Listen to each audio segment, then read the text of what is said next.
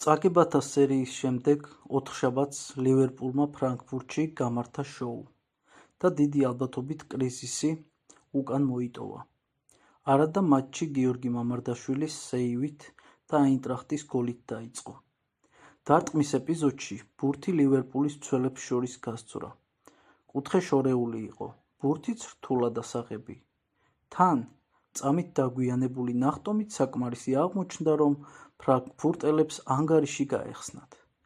შემდგომად ამისა ლივერპული ძლიერ დაიქოქა და ნახევარმა გუნდმა გაიტანა.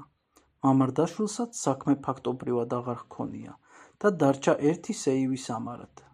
შეფასებებს რაც შეეხება, მამარდაშვილს ფლეშსკორმა 6.5 მისცა შეფასება, სოფასკოურმა 6.5, ჰუსკოურმა 6.1.